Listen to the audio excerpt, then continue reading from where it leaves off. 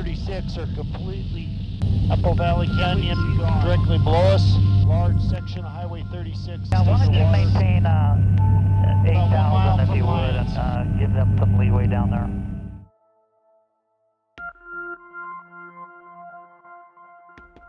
The flood of September 2013, which brought all the devastation through the town of Lyons and through these waterways, created a need for cleanup and restoration. A lot of it was emergency, a lot of it has been improvements over time. Standing right there with this whole thing just covered. And the way I describe it is, once this creek crested the bank and that creek over there crested the bank and it all merged down through here, that it was, rather than a creek, more the likes of some of the western rivers I've seen, like the Bow River or the Columbia River. It was just, and even standing up there where, on the other side where it was just splashing above the concrete, was just the most terrifying thing probably I ever watched.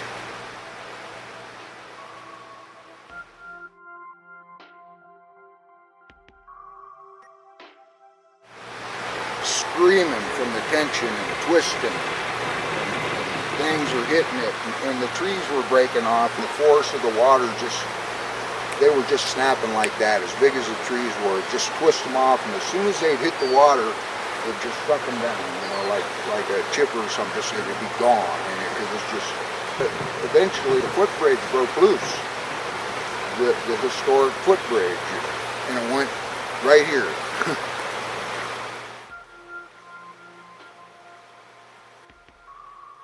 Federal funding has been pouring into Colorado, and it's been pouring into Lyons as well. It's just taken a long time. And so over the last couple of years, we've been involved with design consultants to team up and build projects in a CMGC, construction manager, general contractor role, CMAR, design build. And the design firm with the town has been requesting federal funding to restore the waterway. So there's some local funding, there's some state money, there's federal money, and when they have enough of that money put together, they are able to rehabilitate certain reaches of North St. Vrain, South St. Vrain, confluence, and with a good chunk of money, they'll tackle a stretch of river. And we've been involved now in 2 stretches, and we're currently working on our second. The first stretch we did last year restored a bunch of waterway through town and through residential area from approximately Bone Park upstream to about 5th Avenue. And the work we're doing now is further upstream on the South St. Vrain. So once all the money is acquired through grants and federal funding, state funding, matching funds by different fundraising organizations. We go in with a designer, they come up with a design, we weigh in on the design, we collaborate with entities such as Trout Unlimited, the kayaking and the rafting community, and we tweak the design to come up with something that best uses those funds. So we've been successful last year, we're successfully implementing the second stretch this year. And when you have the right people interfacing with the local community, you're able to diffuse controversy. So it's unique in the sense that we're able to do it quickly. We're able to get in, get out, keep people calmed down. What we were able to do was put a team of people there who have 20, 30 plus years of experience, have the ability to reason, and have the ability to get along. So I think it was key that we had the right people at the right place at the right time. We went into the town of Lyons with an honest and straightforward approach. We listened to their concerns. We executed the plan. We were able to execute quickly, and we believe that's unique to us.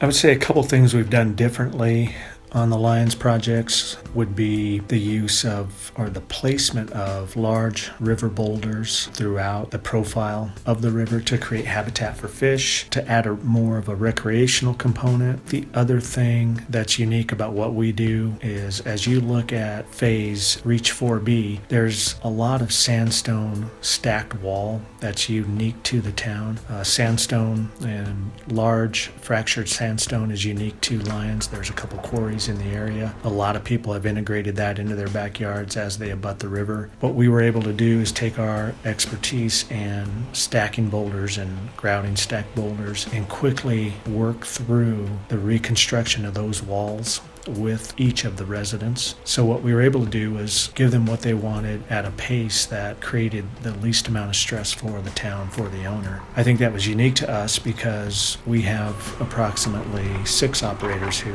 will work year-round, stacking boulders, stacking rock, building structures that way.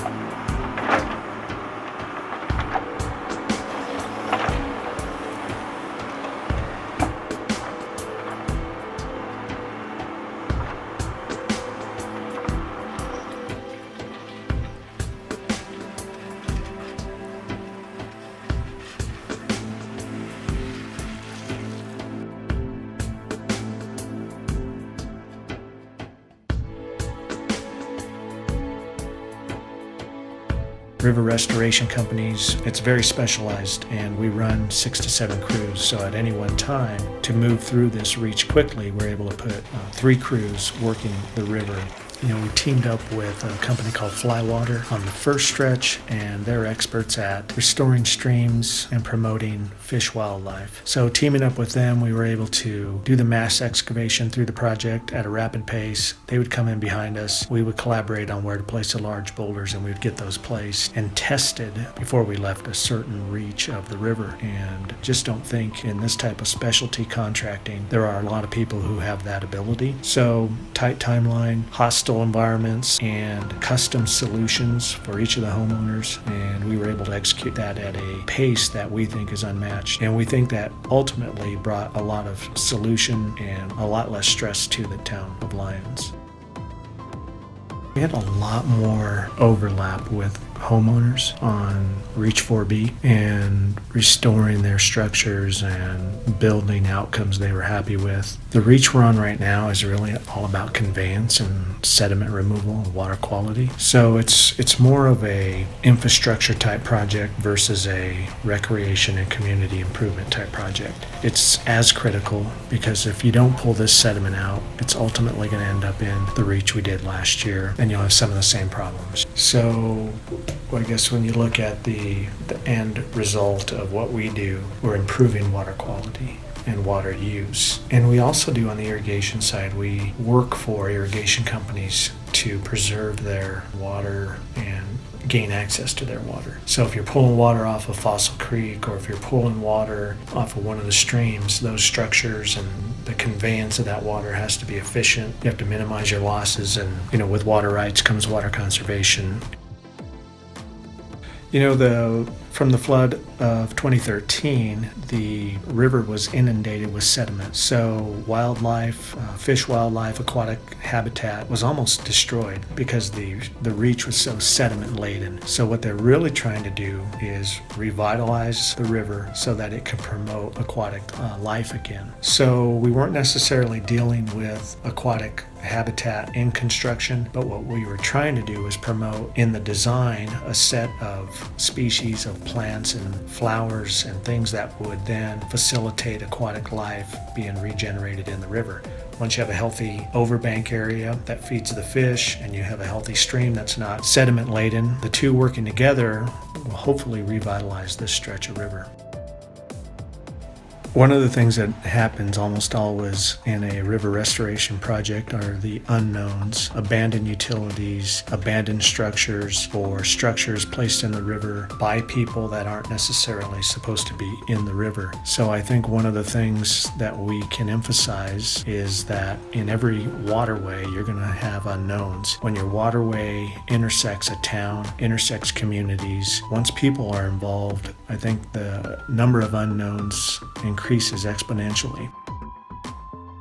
I think for us, the fact that we were able to get in on a delayed schedule, but once we started, we accelerated the construction schedule. We finished the project before runoff. We were able to deliver a solution to the town before spring runoff hit, before homeowners became fatigued from the construction process. We promised to do that from the very beginning, and we delivered it. I think that was the most rewarding part. We were also a part of the design process, so we were at city council meetings and listening to landowners and homeowners and local residents talk about their concerns. At no time did we ever try to minimize their frustration. We only tried to bring them a solution. And I think at the end of the project, the town was very happy. There was a celebration of the new reach of river that was reconstructed.